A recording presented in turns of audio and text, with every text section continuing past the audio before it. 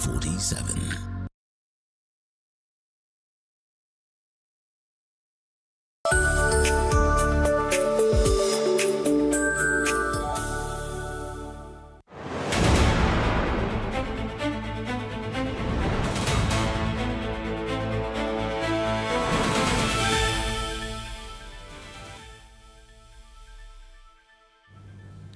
All right, welcome back and thank you so much for staying with us. You're watching TV47 Breakfast. It's time for our social hour now. And being a Thursday, we talk matters health. This morning, we are looking at medication misuse and we're asking you, are Kenyans self-medicating too much? That is the question that we'll be asking you on our social media platforms. And of course, we do welcome you to be part of this conversation through our socials, TV47 Kenya on Facebook and on YouTube. On X is TV47 Digital. If you want to call in live, there will be a number on your screen very shortly. You can do so. You can contribute through our WhatsApp as well, 0793267279. Now, it appears that there's a growing rise of substandard and falsified drugs in Kenya, that fake drugs are on the rise. Now, yesterday, during the inaugural meeting of the Inter-Ministerial Steering Committee on the Kenya National Action Plan on Substandard and Falsified Medical Products, I know that's a lot. This was held yesterday here in Nairobi. The Ministry of Health raised the alarm that there is, the rise of substandard and falsified drug use in the country. That is what we'll be looking at this morning, and we do have that story right here that was done yesterday by a reporter. Let's have a look at it as it sets the pace for this conversations this morning. And just to mention a few as we wait for that, recent data indicated that the prevalence of self-medication among outpatients and university students ranges between 73% and 82%. Our guest in studio will be painting that picture for us in details, but let's take a look at that story as we start. Every day, thousands of Kenyans walk into pharmacies trusting that the medicine they live with will make them better. But health officials now warn that for some patients, that trust could be misplaced. Pharmacy and Poisons Board has revealed that counterfeit HIV drugs used in treating dialysis, as well as those used to treat erectile dysfunction, commonly known as Viagra, are infiltrating the Kenyan market. I am shocked to see that we have fake HIV test kits in the market. You know what that means to our youth. We have very, very many fake P2. Yes. Yeah?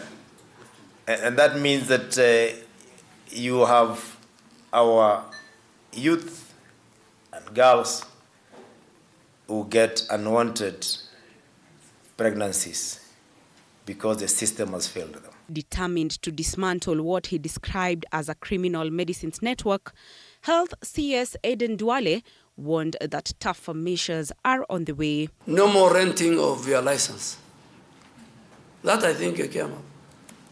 You can't rent your license. You can't say Nairobi and your license is used in Turkana. Duale further revealing that more than 2,000 medical products have already been removed from the market following a re-registration exercise as part of efforts to strengthen regulation and protect Kenyans from unsafe medicines. Pharmacy and Poison Board, you have a constitutional, moral obligation to protect the citizens from falsified and substandard counterfeit medicines. According to the World Health Organization, 1 in every 10 medical products in low and middle income countries is either substandard or falsified, while an estimated 267,000 people die across Africa every year from poor quality or counterfeit medicines. The government says its renewed crackdown will focus on dismantling criminal medicine networks, tightening regulation of pharmacies, and protecting Kenyans from the growing threat of counterfeit drugs. Andrine Kilemi, TV47. All right, so that is setting the The foundation for our conversation this morning and the current landscape as we've had of medication misuse and self-medication in the country. It highlights several critical areas of concern, which we are going to be exploring this morning with Dr. Victor Ngani. He's the medical director of Dr. Sikantaria Jalaram Medical Services. To establish his immense authority on this subject. And Dr. even as you listen to this story of what happened yesterday during the summit, or what the committee talked about, what do you make of this issue? Are Kenyans self-medicating too much? Well, Kenyans are self-medicating too much, and you're going to come to that. But I thought I would just add a comment to what the story that has just aired. It's way overdue for us to take action. And if you listen to the statistics, which I think are heavily understated, it's a big crisis. And it's been like that for very many years. So the fact that the ministry is coming up with this team to sort of address this issue, I think it's about time. And I'm very glad to hear the CS say what he has said. I think steps are necessary because there are human beings on this planet who have identified healthcare as a place to sort of make quick money by selling fake items. And if you think about it, it's almost like murder. Yes, it's theft, but it's also killing lots of people. And you wonder where the conscience is. And I think it's super important for us as a country to do everything that we can to link these kinds of individuals, however high they are, with jail terms. And if they're not Kenyan, also send them back where they belong, because it's unconscionable what's been happening. Mm-hmm. Yeah. So are Kenyans self-medicating too much? Yes, we are. You read some of the statistics, and I'll mention one, because one of the key areas that people self-medicate on is antibiotics, and we'll come to very many other areas. Antibiotics are clearly prescription-only drugs. A doctor should look at you and say, okay, I think this is what you're having. This is a kind of antibiotic that's going to help you. And those are studied in Kakamega some time back, and we observed about 505 cases of antibiotic prescriptions. Of those, 44% antibiotics only were self-prescription. That is how bad it is. That someone just walks to a pharmacy and says, I want this drug. Now, it's quite interesting that in all those 44%, those cases 200 plus, they were actually given those drugs. So, and this is a drug that is clearly prescription only. A class of drugs, prescription only. So if you extend it to other drugs that are not so clear-cut, then self-medication is one of those things that is a big issue.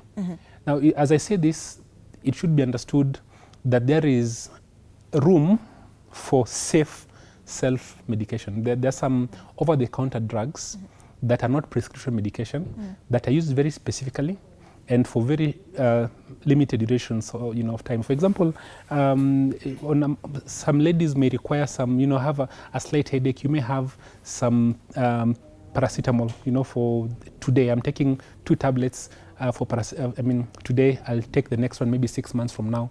This doesn't happen every time. So those kinds of instances, you'll find there's room for safe self-medication. But unsafe self-medication is a crisis you're discussing today, and that's a big one also. So where is the boundary drawn, really? If you're looking at safe, responsible, over-the-counter use and life-threatening self-medication, where do we now draw that boundary? Good question, and 2 points. The first is there are things that are called prescription-only medication. If ever at any point you find that you're self-medicating on drugs that doctors prescribe, then by all means you can be sure that isn't safe. That's the first thing. The second thing is how often, how long, and for what. So those kinds of questions become relevant. So there's the space where you should even contemplate whatsoever. Self-medication is a space where it's over-the-counter medication, non-prescription drugs. Things like painkillers that you'd have. So maybe, so those kinds of drugs would be drugs that you should be considering, could consider.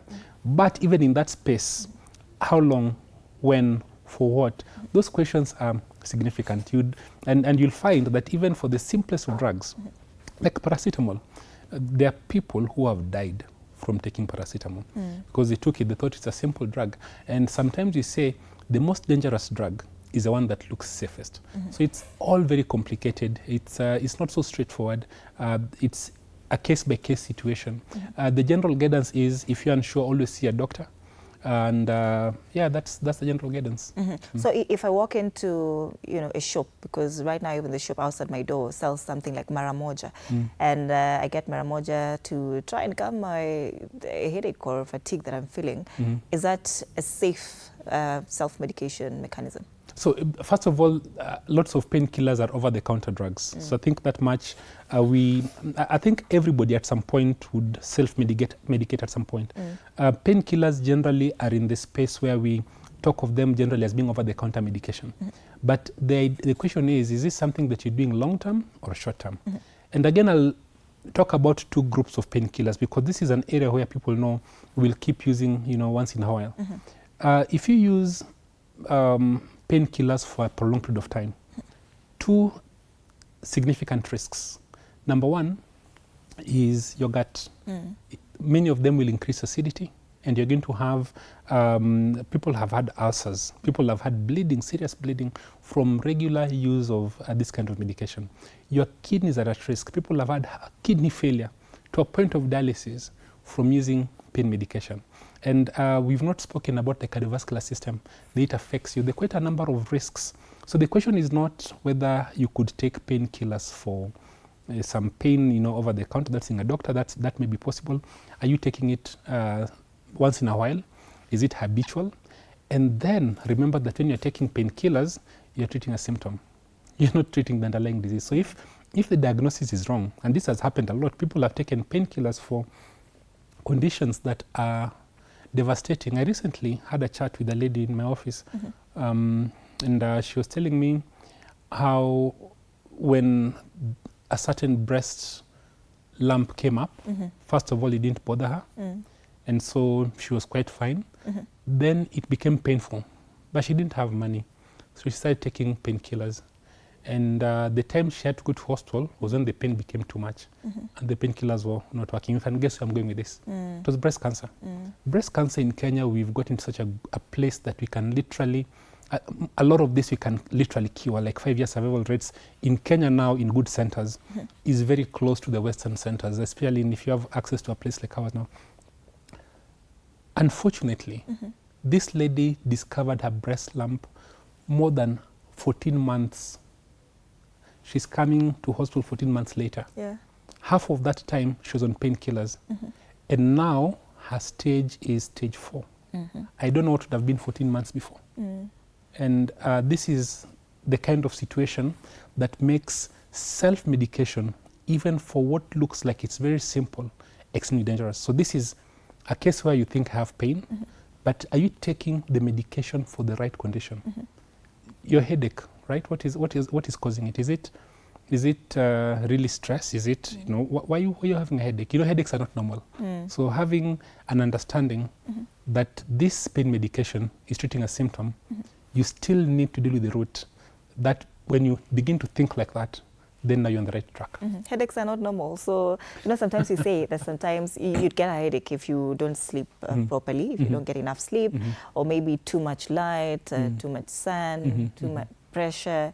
So you're saying these things are not normal? No, it's not getting normal. Headache from them. You know, pain is not normal. Pain is your body telling you that something is off, right? So when you feel that, yes, you may know the precise cause, you may find the precise cause. It may just be exactly what you've said, you're not sleeping well.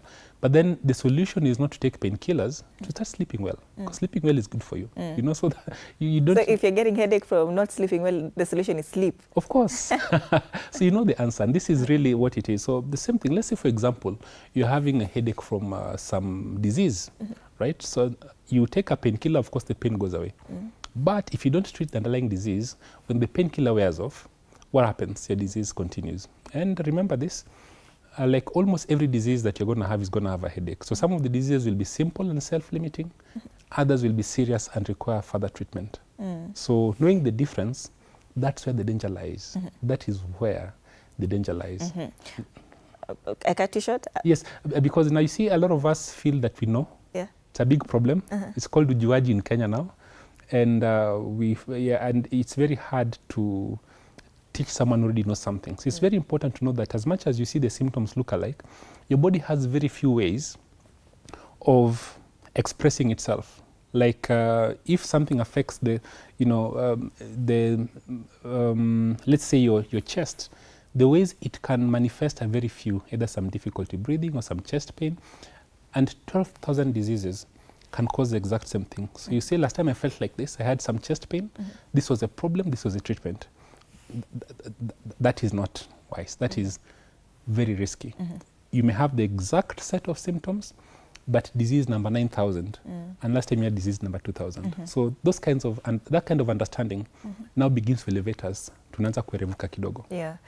Talk to us about some of these symptoms that you see Kenyans are trying to self-medicate a lot that maybe in the long term could lead to clinical emergencies. Okay. So I think the biggest risk that we are facing as a country now is self-medication in the area of antibiotics, where someone has, we take antibiotics a lot for flu and flu-like symptoms, where you feel that you've had, there's a cough, there's some fever, there is some even running nose, some throat pain, and you've waited maybe a week or, a couple of days, like 2 or 3 days, then you decide Augmentin worked for me last time, so I'm going to take Augmentin. That is by far, it's such a big risk, not just at a personal level, but at a community level, and I'll come to that. So people go to the pharmacies around and say, okay, please give me this medication, and they get this medication. And it's actually a big problem, partly because more than 90% of the bugs that cause upper respiratory tract infections are viral. Viruses do not respond to antibiotics. So one, you're wasting money. 2, you're taking upon yourself side effects, because the impact of those drugs on you are close to 0. But there's a bigger public health concern, because the number of new antibiotics you are creating are very few. And for some reason, diseases also keep changing. The bugs themselves, they sort of get into a harsh environment where the antibiotics, and somehow they re-engineer and become resistant. So the same drugs that worked 20 years ago, we're having difficulties with those drugs. You have to use newer and newer models, more expensive things, and they don't work. So we're creating what is called community resistance by misusing antibiotics, and the danger is terrible. There's a time you will need antibiotics and it won't work. This is the classical example of the boy who cried wolf. You had a virus, you cried, antibiotics came. When you need the antibiotics won't work. There's a very good question coming in for you, because when I asked some of the symptoms that Kenyans try to self-medicate, a lot of women are guilty for trying to, self-medicate on the issue of menstrual cramps. A lot of people will go to the chemists and just ask for diclofenac, which is the most notorious. Others, Brufen. So what is the long-term effect of using something like diclofenac or medications that are intended to, reduce pain, the menstrual cramps? Yeah, we touched on this a little bit, and there are different classes. So I put paracetamol and paracetamol-like drugs a little bit on the side. Then we have the diclofenacs and the brufens. Mesabrufen has become like a solution for everything. I think there's a meme to it as well. And then there's one more group that has substances like codeine. So I'll touch on each of these. So paracetamol itself sounds very safe, but paracetamol, when it's abused and used in excess, can actually cause liver failure and death, and people have actually died from paracetamol. Then this group of diclofenac and brufen, these particular ones, they will increase acidity, gastric symptoms. This is where you get, ulcer-like pains. You can have severe bleeding, actually medical emergencies from excess use. Then you can have issues on your blood pressure, cardiovascular system, and then the kidneys as well. But again, I'm not saying these drugs can't be used, but the question is how long, for what, what dose? Those are very important questions that must be had. Yeah. So what are these? The codeine side, these are actually extremely dangerous for a different reason. There's a risk of dependence when you use these kinds of drugs. So the other drugs that are opioid in nature, Tramol, and this should be prescription only, by the way. But then they really are good at relieving pain. So you have very painful cramps, use it, it works like magic. But the impact, there's broader impact, and one of the biggest risks is you can develop dependence. And dependence is such a big problem if you can avoid it, you really want to go ahead and avoid it. Yeah. I'd love for you to clarify on that point, because that is what I was coming to. What are the safe over-the-counter self-medication for menstrual cramps? Well, so I don't want to give that, if I give that, then someone can go to the counter and say, Dr. Victor on TV47 said I can use this, and therefore you go ahead and use it. And a lot of these drugs are non-prescription. I think I want to be clear about that. But there are circumstances that differ. So there's a time when you can take paracetamol and it is safe for you to go ahead and take paracetamol. There's a time you can take paracetamol, it's unsafe. Why? Because what are you taking it for?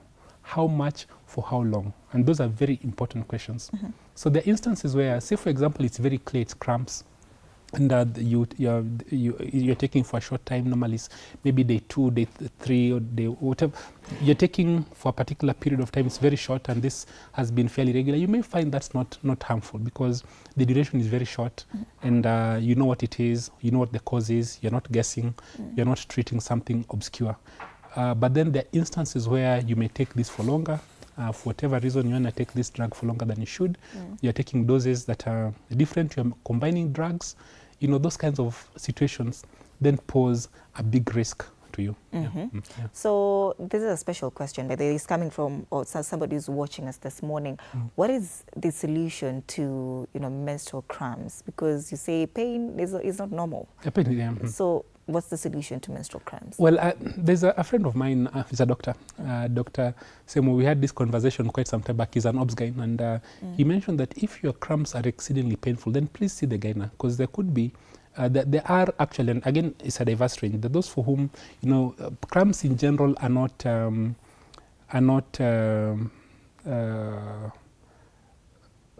pain-free. They'll come with some level of pain, but then there is abnormal pain that's extreme and someone literally can't go through, and there are actually options. So at that space, there are options to, for example, look into the uterus, see what's going on in there. There are certain tests they're able to do, and then advise and say that in this particular situation, we can actually do this.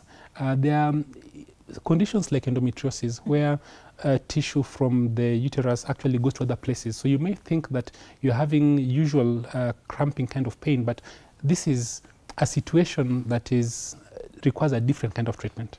Yeah. So let's come back now to the question of Kenyans self-medicating too much. We responded and said, yes, we are self-medicating too much. But then the question would be, why? Is this a default setting for most Kenyans? Is it anything to do with financial constraints, or is it maybe a systemic issue? No.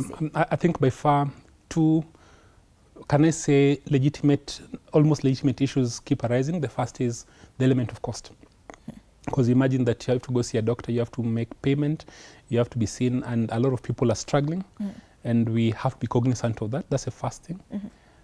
The second thing is convenience, where someone feels, I'm going to queue at that hospital, I'm going to see, a doctor that is inconvenient. I'm going to go far. I can just walk to the pharmacy or chemist that's just next to my door and sort this thing out. The third issue, which is now in the extremely dangerous, both of these are dangerous by the way, especially if the treatment is not for the right thing, is we feel we know. I've had these symptoms before. This is what we've done. Then we also have advice from friends and family. And there is nothing like good advice from your friends, your people. They know this thing. They know it better than the doctor, so they give you this kind of advice, and you're able to pick it up. And then we also have now emerging trends. It's always been there, I think, in my time as a doctor, for 19 years now. But I think lately it's gotten to a point where everyone feels that they'll use the internet, social media, or search engines, now AI, make a diagnosis, and then they feel that they have it together. So these are some of the key reasons why people get into self-medication. So how much harder, and also habit.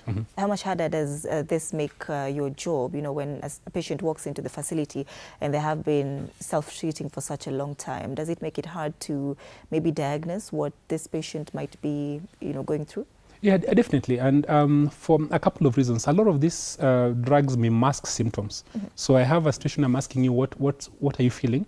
But because you've taken something that masks a particular symptom, then that symptom is not there anymore. So we're not even going to look at it because it's been masked. Then if I were to, for example, do a white cell count for a patient who has taken antibiotics suboptimally, that white cell count is going to go down. The markers of infection are probably not going to be there.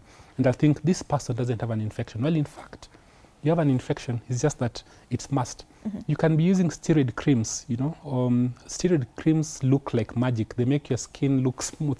But it's very dangerous and it's masking an issue. So if you take all these kinds of drugs without prescription, by the time you're seeing a doctor because you're not getting better, the diagnosis may be much harder. Then finally, outcomes are different. If you come early, we tend to do better in terms of treatment. But if you come late, which happens because you've been self-medicating for a while, the disease has sort of progressed and the outcomes can be much different. So yes, to a large extent, it's quite difficult this way. And the paradox here is, in trying to save money, some people have spent everything, they've lost everything. By trying to save a little bit, the cost in the long run has been catastrophic. Not all, but there are instances where that has been the case. So we hear of chemists where, you know, they're run by doctors as a side hustle. You know, a doctor is working at a facility, say, for example, national hospitals, and then now they want to set up a chemist pale tu nje, yeah, for a patient, for side hustle yake, ajaribu kuboost mfuko. So how do I know that this particular chemist is offering the services that I need, as opposed to, you know, these doctors now wanting to just boost their businesses as well? So I want us to look at pharmacy is a straightforward business in that it's basically a store for medication. Yeah. So at that level, there, you know, may think it's doctors who own pharmacies, but you'd be surprised that there are non-medical people, never been to medical school, who own pharmacies. And this is what the CS are talking about, where they hire out the licenses, and pharmacists and pharmaceutical technologists, then they work in Nairobi, but they list their license to Mandera, for example. Yeah. That pharmacy runs under the license. So whoever is running that pharmacy is not the individual whose license is there. The person who owns it is not a doctor. But it's a straightforward kind, it's a business. I want you to think of it like a business. Yeah. Their interest is to sell you drugs, you know, for a lot of people. This is, and when you look at it like that, then you have to ask yourself, do I really need these drugs? And that's why you need to see a doctor first. You know, if you're seeing the same doctor, sending you to the same pharmacy, then that's a problem. There's a conflict of interest there. But you'll find, I see you in a particular facility, that facility has a pharmacy, you buy drugs in that facility. It's not my personal pharmacy. And I think healthcare has moved a lot. Right now, we've moved from that space where the doctor is king. You know, I used to hear stories of a doctor, you know, walk in, they say, you take this drug 5 times a day, and you are not allowed to ask why. Why am I taking this drug? And if you ask, the doctor gets upset. That time is gone. Now, when I'm prescribing medication, I'm supposed to tell you, hey, look, this drug, this is what I think you have. This is the diagnosis that we are making right now. This drug is for this. This drug is for this. And this is what we expect. That is the correct way. So by the time you're leaving that doctor's office, you know and you're convinced this drug is necessary for this particular issue. And if it doesn't work, this is what you're doing. So that space of being taken for, can I say, a ride sort of should have gone. And as we speak about counterfeit drugs, we also need to know that there are people who are not qualified who are dispensing drugs. And the person in the pharmacy, in the chemist, let me use that word, is not supposed to prescribe. And we do that a lot. We go and see the gentleman or the lady and tell them, Daktari, I'm feeling 1, 2, 3. You even call them Daktari. What do I do? And they say, take this, and the antibiotics there. And we need to understand the danger. The doctor you should see is a doctor in the consultation room. And I'm not driving business for them, no, but that's the safe thing. See the doctor who's a diagnostician, they tell you this is the problem, then you go to the pharmacy, get the drugs dispensed. In fact, you'd always find the doctors and the pharmacies will have conversations. I prescribed A, give A, don't change to B, because if you change to B, there's a problem. Yeah. So how do I know that this chemist is being run by somebody who knows what he or she is doing and not just somebody who is in business? Unfortunately, that's not your role. That's PPB's role to regulate and ensure that the pharmacy is well licensed. What you need to ensure is that the drug the doctor wrote for you is a drug you get. So if I say, for example, I wrote, there's a drug called TV47. When you go to TV47, ask for TV47. Don't buy TV48. Don't buy TV45. TV47. I think that's and the doctor said you're taking 2-3 times a day. That's exactly what you take.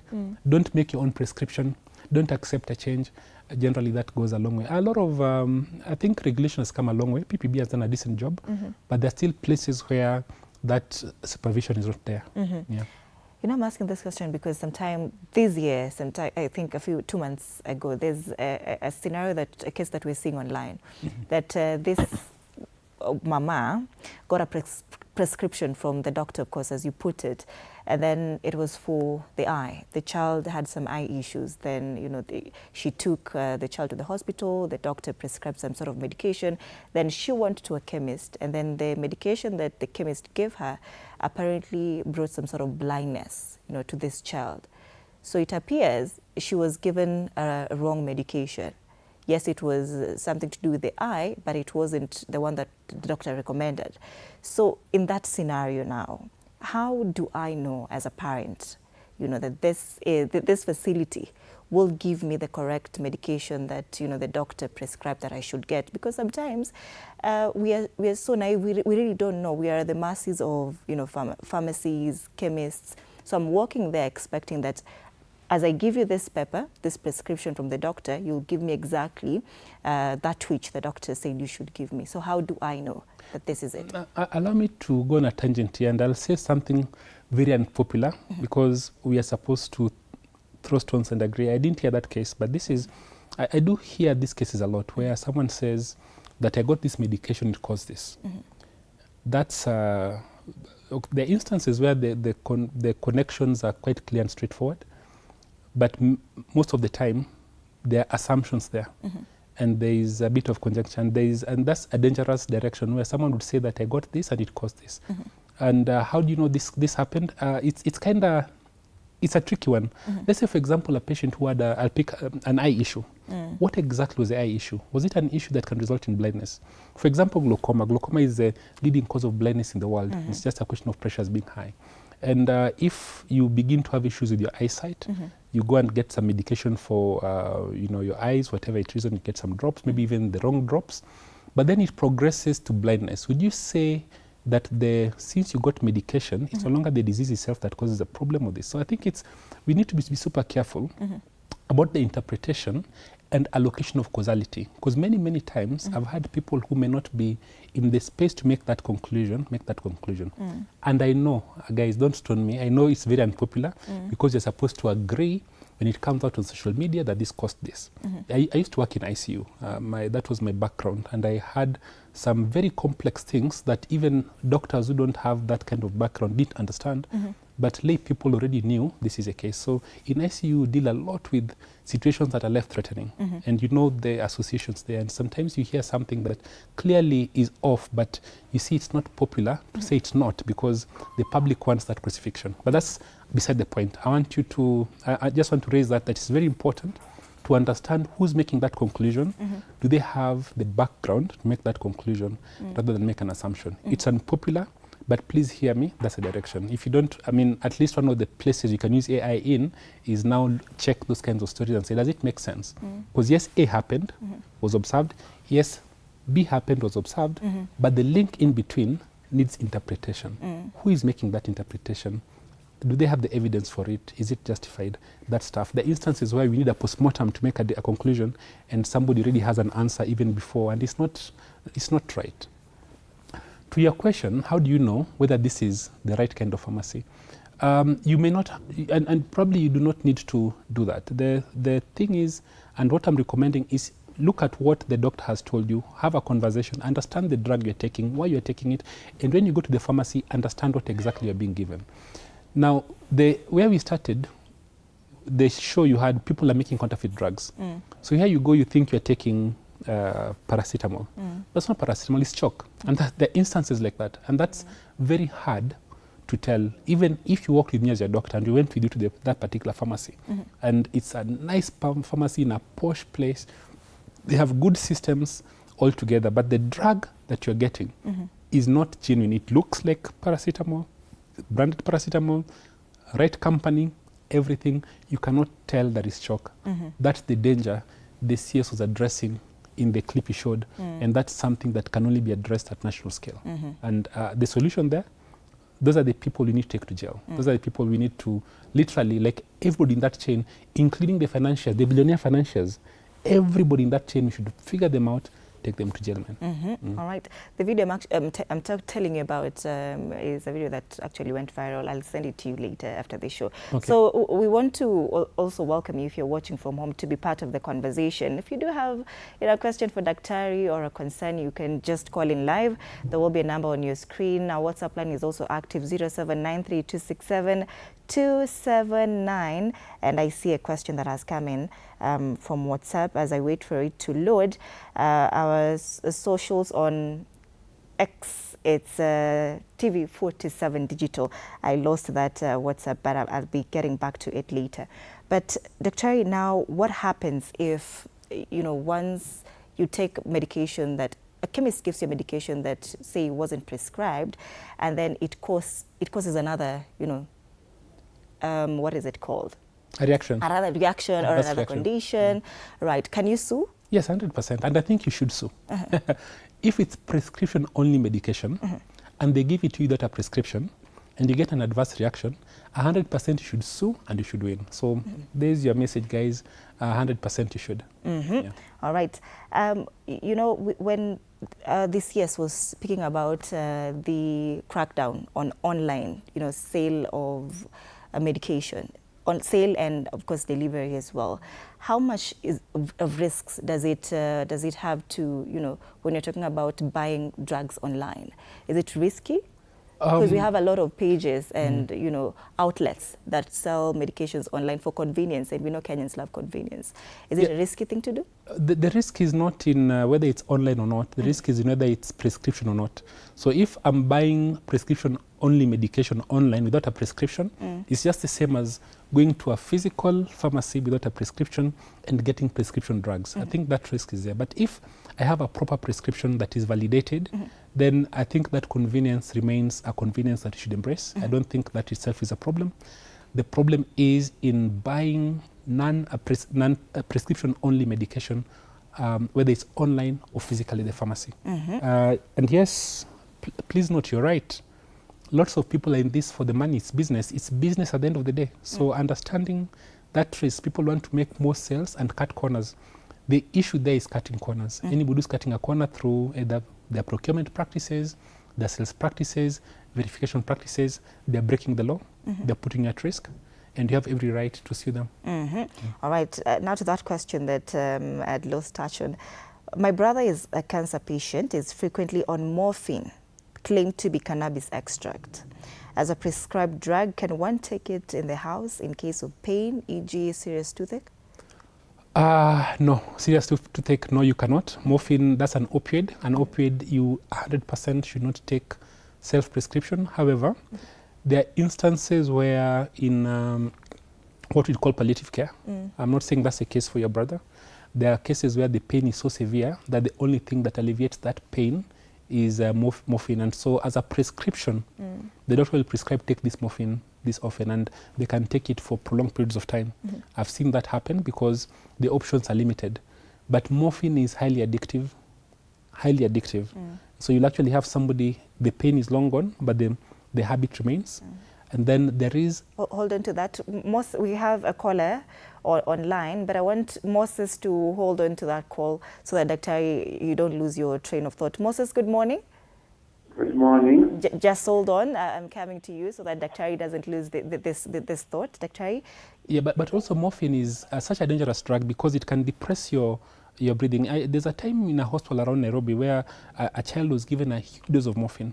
And what happened is they stopped breathing and the child died. That risk also remains. So these are very dangerous drugs. When you go into that group of drugs, really 100% prescription only and as prescribed. Do not take morphine and morphine-like substances by yourself. All right. I hope your question has been answered. Moses, once again, thank you so much for watching the show. You have a question for Daktari this morning? Hello. Yes, I can hear you clearly. Can you hear me? Nakusikia. Yes, tuongeleshe. Mimi naitwa Mose. Na napiga kutoka Busia. Yeah, ninawaona live for screen. Yes. Ninakupata. Yes. Uko na swali kwa daktari? Niko na swali kwa daktari. Okay. Mimi nimekuwa nikisikiza hiyo mambo ya madawa. Na nilipata ajali. Na nimefanyia operation mara 4. Yeah. Same place, mguu moja tu. Na nimekuwa nikitumia painkiller sometimes za nguvu. Na inasababisha miguu yangu kufura. Kama hizo diclomol na diclofenac. Na most of the time nimekuwa nikibadilishiwa, lakini saa zingine zinafura. Okay, ninabadilishiwa sasa. Yeah. Tangu nitoke mwezi wa pili kwa theater. Nimekuwa tu katika naendelea tu kupata ile kupona ile mguu, lakini sasa inabidi most of the time inauma. Na ninatumia what pyroxam. Je, inaweza pyroxam ndio natumia kwa sana. Yeah. Je, inaweza niletea effect yoyote nayo? A good question. Kama painkiller. I've been using pyroxam as painkiller on daily basis as it gets pain, the pain worsens, and take pyroxam. Can it cause any harm to me? All right, great. Doctor? Yes, first of all, Moses, pole sana. You've narrated a number of things. First of all, 4 surgeries for the same issue and the pain that is persistent. Pole sana. I think and then the swelling of the feet, and I'll separate all these things. Then finally, you are taking long-term medication for the pain, and you're wondering whether this medication can cause long-term effects. First, in terms of choice, the drug you have taken is probably a little bit safer compared to other alternatives for long-term use. But still, when you say safe, it doesn't mean 100% safe. You want to get off long-term pain medication. Number 2 takes us back to where we started. This is symptom management. What is causing you to have consistent pain? Yes, you're having surgery, but what is being addressed and what has not been addressed, what needs to be fixed so that you can get to be pain-free or get off medication that you're using. And I can imagine a lot of options exist. So in simple terms, the direction that you've been given is slightly safer, but not 100% safe. So you really still want to get off painkillers, because long-term, there are definitely going to be issues. Already you're describing the possibility that it has an association with your feet swelling. Yes, there's an association, and that association is through the cardiovascular system, your heart and your blood vessels. Now, your feet are swelling. Feet swelling is in itself a big issue that needs to be evaluated and addressed. And when your feet are swelling, then you have to be twice as careful about using painkillers, because there are 3 main organs. Okay, there's a 4th reason why your feet would swell. The first is your kidneys. They're not handling fluid well, so the fluid is pulling. That's why you'd see swelling on the legs. Sometimes you wake up in the morning and your face is swollen. So the kidneys are definite enemies of painkillers. Painkillers and kidneys, not friends. Second system is your heart, where your heart is not able to address fluid adequately, and as a result, then you get pulling.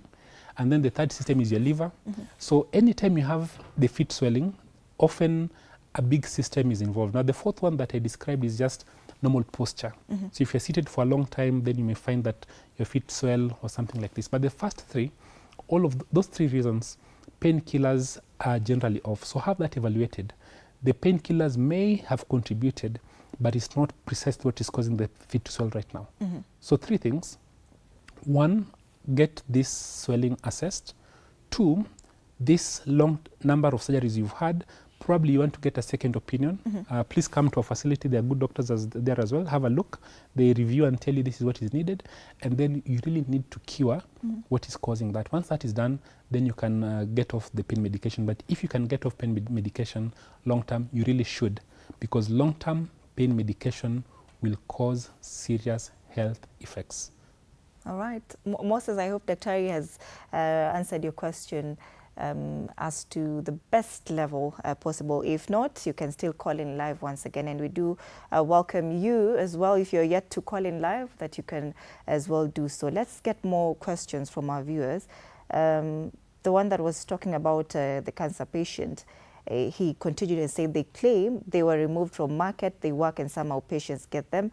I think that is morphine and betapine. He has mentioned that as well. There's another one here. Greetings. Please talk about a medicine called Relief. If you allow me, I don't want to talk directly about brands, and just hear me generally. There's that type of medication? Relief? Yes, there is. But what you want to do is look at every drug that you come across. There's a brand name, and then there's the active ingredient. So if you forget anything else I've said in this whole conversation, get into this habit. When you get your drug, don't just read the brand name. Look at the active ingredients. Every 500 milligrams contains paracetamol 500, whatnot. Read all that. Those are the key things. And if ever you find, okay, let me leave at that. So look at the key ingredients and then make a decision based on what you've had me say. And all these painkillers, when you have the additives, you'll find a drug that has just, say, paracetamol. One has paracetamol plus some other combination. Others have codeine and things like this. So you have to know what exactly is in that drug. And that would be a level up. So if you watch this show this morning and you start doing that, already you'll be much, much better and much safer. One more question. What about medicines that have side effects more serious than the symptoms you're supposed to treat? How do you deal with that, yet that is the drug prescribed to you? Exactly. Now, that's a good starting point. Hold on to that. Let's get this call. Joseph, good morning. Hello? Yes, Joseph, good morning. Can you hear me? Yeah. Good morning, madam. Yes, good morning. Thank you for watching. We lost him. But Joseph, you can call in again. Yeah. Brilliant question. First of all, it's important to know that literally every single drug has a side effect. If the side effects are going to be worse than the drug itself, that's worse in terms of how you feel or worse in terms of how your body is. Those are two different. You may have some drug that you're taking that is life-saving, but it causes terrible nausea. You can't, you're in such a state, you feel super sick based on a drug that you need. A very good example are these anti-cancer agents, the chemotherapy drugs. The patient feels fine until they take the drug, then they can go through a horrid period of time. Now, that person is feeling worse, but this is life-saving because it's dealing with something that has to be addressed. The flip side is this, where you can be taking some medication for, say, pain, and it's causing you a symptom that is far worse than the pain. 100% that should be taken. So what doctors should do is always weigh the risk versus the benefit. What are the risks? What are the side effects? Is it something that is critical? If it's critical medication, unfortunately, we have to bear the side effect. And some side effects can be predicted. We can expect them. Then others can occur as reactions that are not predictable. A very serious one is something called Stevens-Johnson syndrome. And you can take a very, common drug. Let's say Septrin. You remember this antibiotic that has been there for the longest time.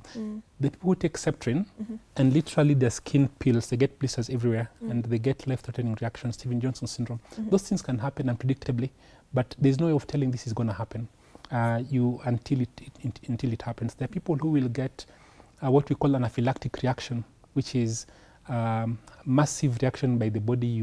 Blood pressure drops, you get hives all over, you have difficulty breathing, massive life-threatening reaction.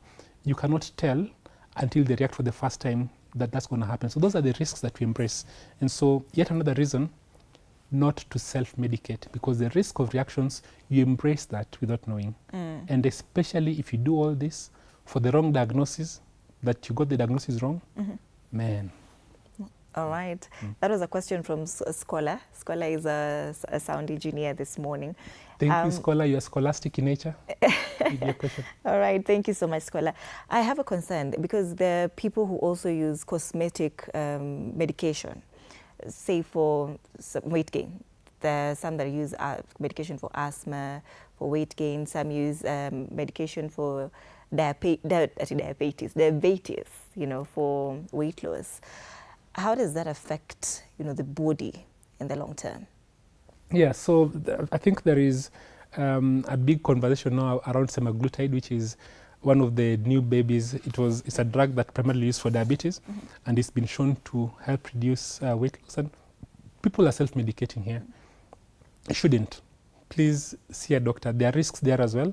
The risks are some are not so severe and others are severe. Just please take note, don't self-medicate with these weight loss drugs.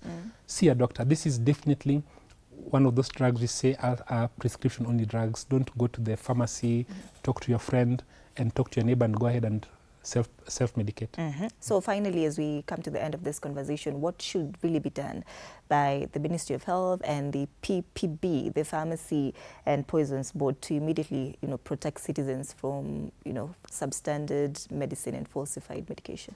I think what the ministry, the CS in particular and this team are doing is the right direction. I think it's overdue. I think we need to support that. I think it's going to be painful because sometimes when you shake up something that is ingrained in society, a few innocents may get in capture, but I think it's worth it. We need to support that initiative by the PPB and the CS. I think it's super important, and the public should be aware. They should listen carefully to what has been said by the CS. I think this is well-meaning. It doesn't matter where else, what else is going on in the country. You know, there's a lot of things people would complain about, but this particular one, I'd urge every citizen to get behind it and support the CS and the ministry to implement fully. It may affect the pharmacy right outside the door, and I expect that to be the case. But as a country, we have a crisis. There are people who have made it a business to take advantage of the Kenyans, and people are struggling. I remember a young man, if I have time, back in 2009, the guy looked kind of fine, and he came to tell me, Doc, I just want you to check my kidneys. I've been on treatment for my kidneys, and I think I've been told it's cured. I'm seeking a second opinion. And you know, the guy never had a kidney issue in the first place. Never did. And they spent tons of money to get this. So those kinds of people need to be taken out of our system. All right. Thank you so much, Dr. Ngani, for making time for us this morning to have this very pertinent conversation on medication misuse in the country. So we do conclude that indeed Kenyans are self-medicating too much. That was our question of the day. Are Kenyans self-medicating too much? Let's continue this conversation on our socials. TV47 Kenya on Facebook and on YouTube. On X is TV47 Digital. Our WhatsApp line is also active. You can keep sending your questions. We'll forward them to Dr. here, 0793-267-279. It's also important to know that last week was the International Week Against Drug Abuse, the 26th of June. Dr. Victor Ngani is the Medical Director, Dr. Rasik Kantaria, Jalaram Medical Services. Asante sana once again.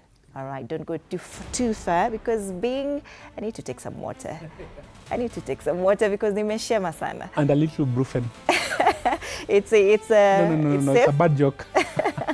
All right. Oh, umekunywa brufen. Umekunywa brufen from social media, TikTok, I think. Right. Yeah. We're coming back with Men Talk this morning. We're asking you, do real men cry? Don't go too far. You're watching TV47 Breakfast.